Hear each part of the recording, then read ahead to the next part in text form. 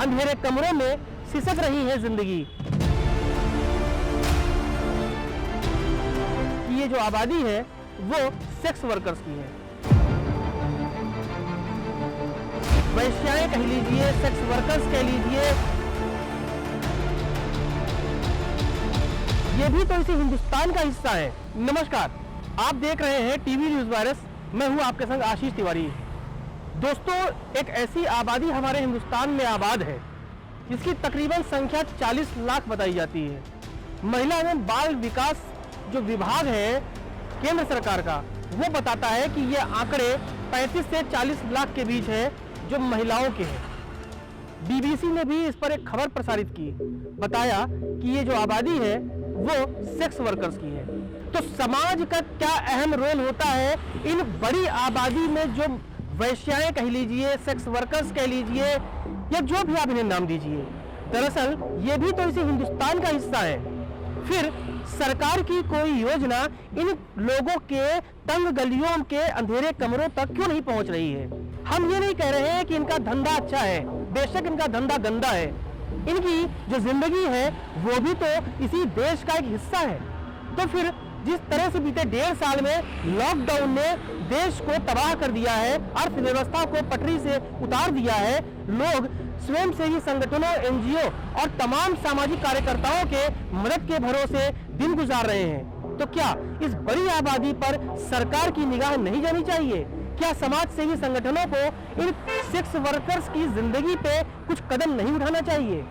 हम भी कह रहे हैं आपसे कि ये धंधा गंदा है, ये लोग भले ही दलदल में हैं, लेकिन हमारे देश का हिस्सा है, बड़ी आबादी है ये। दिल्ली, पश्चिम बंगाल और महाराष्ट्र के साथ साथ उत्तर प्रदेश और तमाम ऐसे राज्यों में इनकी आबादी रहती है। अंधेरे कमरों में सिसक रही है जिंदगी।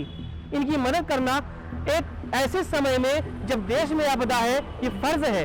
ये देखना गलत है कि ये क्या है, क्या करती हैं, लेकिन ये देखना होगा कि ये भी देश का एक बड़ा हिस्सा है। देश भर की सेक्स वर्कर्स कोरोना आफत के बीच कैसे गुजार रही हैं जिंदगी, बीते 1 साल से ज्यादा का अरसा गुजर चुका है और यह अब सामने आ रहा है। जब से देश में कोरोना का खतरा बढ़ने के साथ ही पूरे देश में लॉकडाउन और कर्फ्यू लगाया गया है, तभी से देश भर के सेक्स बाजार में और बदनाम गलियों में वीरानी है।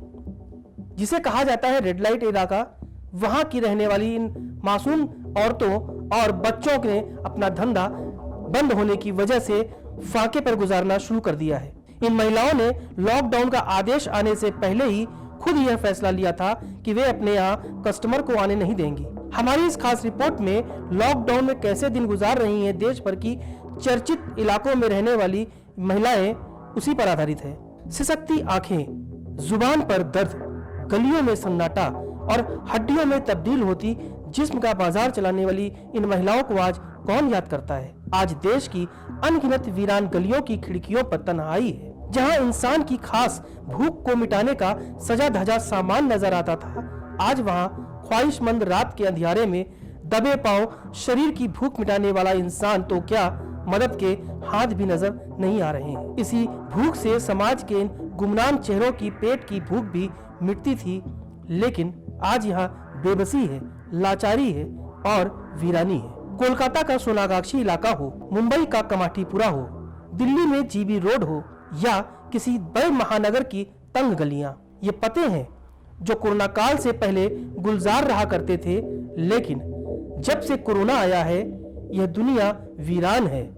यहाँ रहने वाले मदद के लिए इंतजार करते हैं, आंखें तलाशती हैं लोगों की, एनजीओ से जुड़े उन लोगों की जो दावे करते हैं कि इनके लिए वह रहनुमा हैं, मददगार हैं, लेकिन आज इन गलियों में वो मदद नहीं पहुंच रही, वो योजनाएं नहीं पहुंच रही हैं जिसका दावा किया जाता है। देश की राजधानी की बात करें तो यहाँ हुक्मरानों की दुनिया आबाद है। पक्ष विपक्ष यहाँ हर छोटे बड़े मुद्दे पर सियासत भी खूब कर रहा है, लेकिन दिल्ली के red light area GB road के सेक्स वर्कर्स की बात करें तो यह थोड़ा बहुत खुशनसीब है, क्योंकि इस इलाके में 70 से अधिक ऐसे बाजार हैं जहां आज कुछ लोग मदद के लिए जरूर पहुंच रहे हैं। दिल्ली पुलिस इसमें अहम भूमिका निभा रही है। इसके साथ ही इस पास में एक गुरुद्वारा है जो इनकी मदद करता है। पर सभी सेक्स वर्कर्स की जिंदगी इतनी खुशमय नहीं है। ऐसे में सवाल उठता है कि आखिर कब तक इनकी जिंदगी में लॉकडाउन रहेगा? क्या वो खुशियां उनकी जिंदगी में लौट पाएंगी कि यह अपने भरपेट भोजन को पा सकें, अपने बच्चों को खाना खिला सकें? सोनागाछी की 30,000 से ज्यादा सेक्स वर्कर्स किराए के मकान में रहती हैं और उनका किराया हर महीने 5 से 6,000 रुपए होता है। ऐसे में सवाल उठता है कि बीते 1.5 साल में जिस तरह से इन्होंने अपनी जिंदगी फाके में गुजारी है, तो इनका आने वाला दिन कैसा गुजरेगा? हम तरफदारी नहीं करते कि रेड लाइट एरिया में बहुत रौनक हो, योजनाएं हो, ताकि इनकी जिंदगी खुशगवार हो। हम ये कहते हैं कि 35 लाख के करीब इस आबादी को जीने का हक है। सरकार इन पर नजरें इनायत करे, इनकी सुध ले और वो एनजीओ भी सामने आए जो इनके नाम पर मोटी कमाई करते हैं, सरकारों से पैसे लेते हैं और इन गलियों में कुछ तस्वीरें खिंचाकर गायब हो जाते हैं। जरूरत है इन महिलाओं को नई जिंदगी और मौजूदा चुनौती से बाहर निकालने की। इसमें आप भी मदद कीजिए।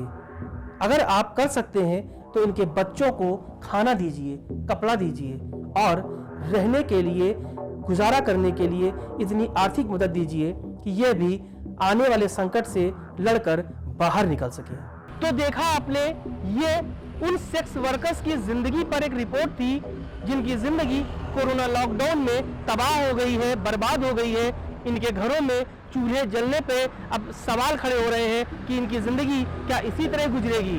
कोई एनजीओ, कोई सरकार, कोई ऐसा संगठन इनके लिए क्यों नहीं आगे आ रहा है? कर्ज में डूबी इन जिंदगियों को बचाने के लिए सरकार को सोचना होगा, आपको सोचना होगा। आगे बढ़िए, इन लोगों की मदद कीजिए, कुछ ऐसा कीजिए कि समाज का ये जो बड़ा हिस्सा है, लगभग 35 से 40 लाख महिलाएं हैं, इसमें बच्चे हैं, इनमें उनकी मदद कीजिए। टीवी न्यूज़ वायरस की तरफ से हम भी कोशिश करेंगे कि इन समाज के हिस्से को मदद पहुंचे, लोगों की नज़र उन तक जाए और उनकी ज़िंदगी में भी थोड़ा सा ही सही लेकिन सुकून जरूर आए। नमस्कार।